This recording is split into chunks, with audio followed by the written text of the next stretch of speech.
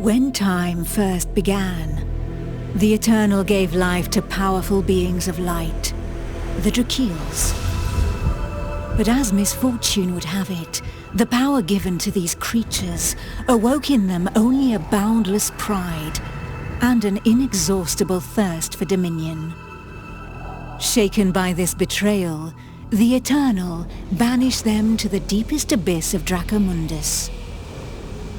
It was there, in the depths of the earth, that they twisted into the monstrosities that we know today as dragons. Alas, possessed more than ever by hate and vanity, the Banished refused to admit themselves defeated. Through their voices, they persisted in corrupting humanity.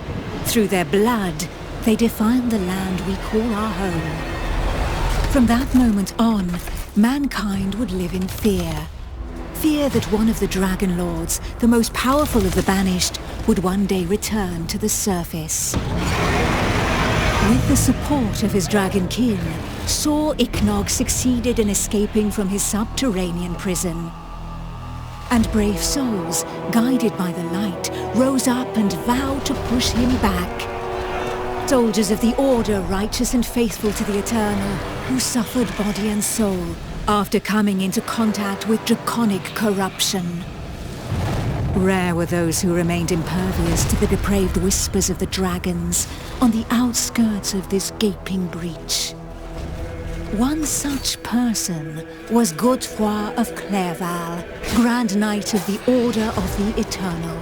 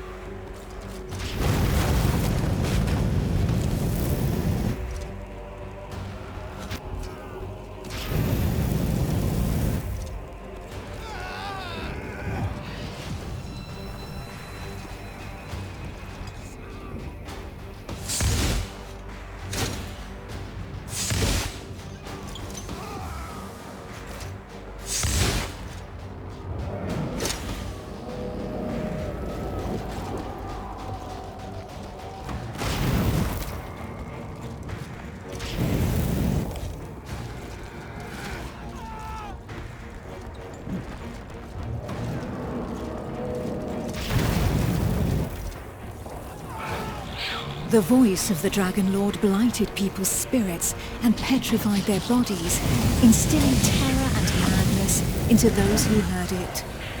Never before had a breach so vast been rent between the two worlds.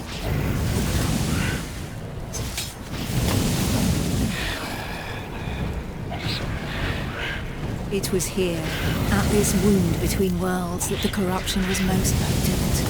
One by one, haunted by the whispers from below, the people succumbed to madness. Draconic blood sullied the earth and corrupted the creatures that trod upon it. Pitiful in their wretchedness, and too weak to resist the command of their new masters, they drank the blood of the dragon and gave in to depravity.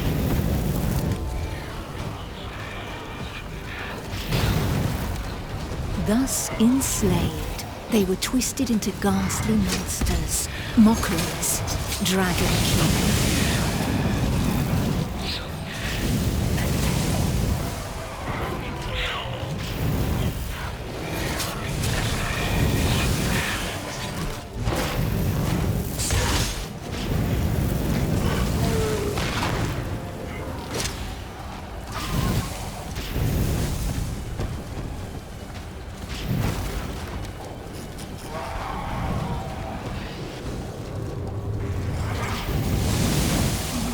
Men, women, children, animals, for as many slaves as there were devoted to their cruel masters, just as many grotesque monsters blindly obeyed any order given to them by their Dragon Lord.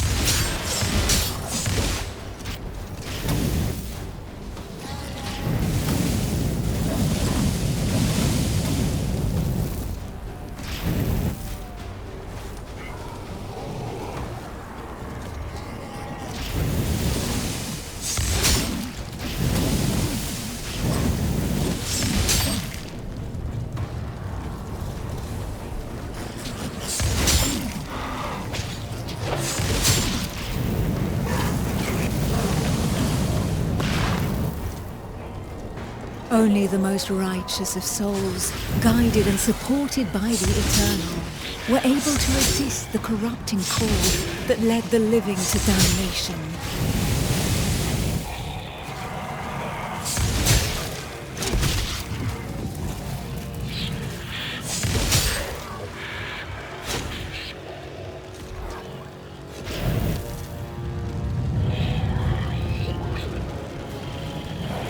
These righteous few bore the feeble flame of man through the darkest shadow, and though it flickered, it would not be extinguished.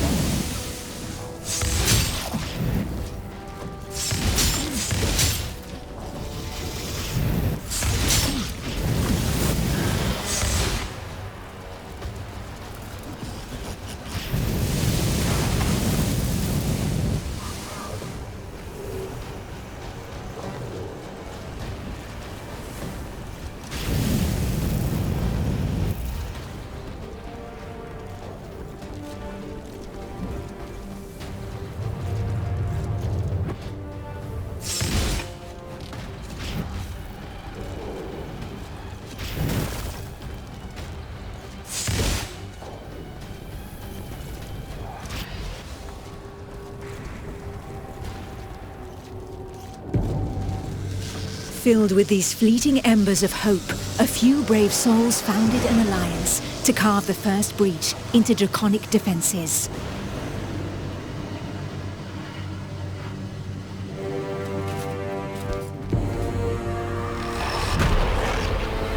Here, the Dragonkin's power was strong. It fused our world with that of the Banished.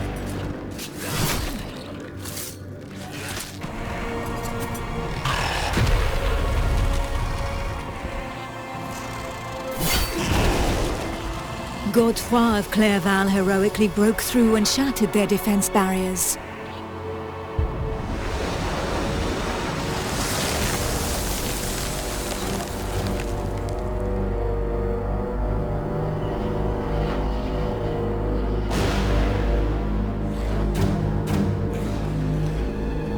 This act of bravery, a feat of the righteous alliance of men, allowed me to lend aid to the Knights of the Order of the Eternal.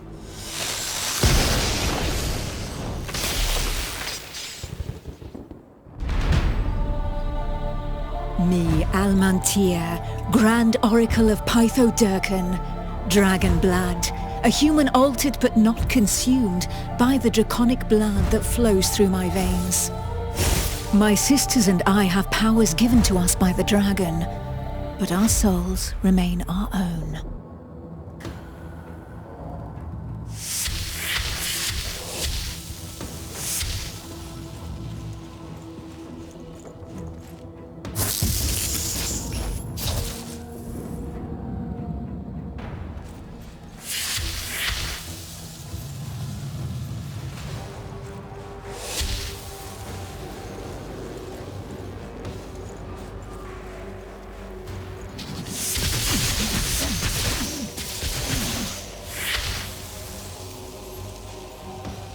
Neither dragonkin nor entirely human, and afforded extraordinary abilities by our forebears.